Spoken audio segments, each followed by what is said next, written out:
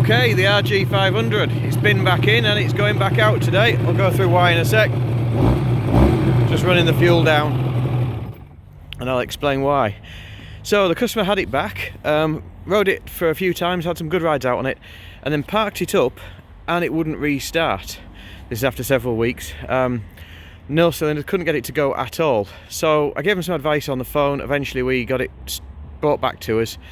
And when I looked into it, first I found fairly quickly the carbs were empty. So we'd fitted these high flow performance fuel valves into the carburetors. They came with these air kits. Inside here there's these little ball valves, and what they'd done is they'd all stuck in the shut position. They were stuck up. So I gave each carburetor a little tap. That obviously shook them loose. The fuel started flowing through and it started up on all 4 cylinders straight away. So asked around as to if any people had found this problem before. Quite a lot of comments were basically that people switch their bikes off when they're not being used. Switch the fuel off when they're not using the bikes, and that lets the floats hang down. They run the carbs dry before they park the bikes up, which is what I've just been doing there. And that means that when you turn the fuel on next, the valves are already in the open position, so they fill up with fuel and go.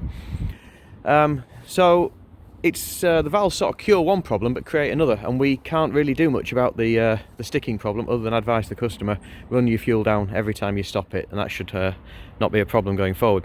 It gave us a chance though. I'd been looking originally at fitting some of these auxiliary fuel valves. The original fuel tap is not very good. It leaks constantly no matter what. Even brand new taps seem to do it straight away.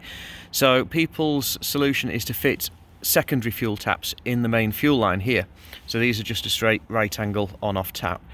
The first ones I'd looked at I wasn't very impressed with. They wouldn't flow enough fuel. You could see this is a 10mm pipe here, and then this pipe down here leads off to the second carburetor as an 8mm. You can see how much fuel flow they need. Each pipe, there's one on each side of the bike, supplies 2 carburetors.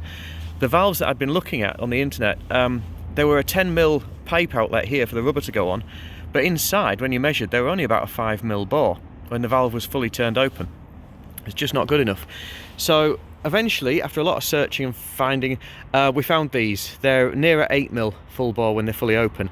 Now, the pipe is 10mm, but when you look at the inside diameter of the carb pipes, feed pipes, they're close to 8mm anyway, with a 1mm side on each bore, on each wall you get down. So we're pretty much matching the fuel flow. I've run it and tested it, and I'm happy that they're flowing plenty of fuel to the carburetors, which is what it needs. Obviously there's one on this side now in roughly the same place. So what the customer now has to do is turn the valves on, turn the fuel on at the tap, and then before he comes to a halt on the ride or when he's got home, again turn all the taps off and then just keep the bike running for a few minutes until it starts to just die off a little bit through lack of fuel, and then just switch it off. That solves all those problems. It meant I could put a speedo cable on it at least. Unfortunately, when it went last time, the speedo cable snapped just before the customer was collecting it, and he agreed to take it and fit a cable himself, but he supplied me with the cable. I sent one down to him, and he sent it back up with the bike, so I fitted that. We found, after a bit of test riding that he'd been out on, we had a lot of oil down in this area right under here, and the front exhaust valve, front exhaust gaskets were leaking, so I fitted a new set of those.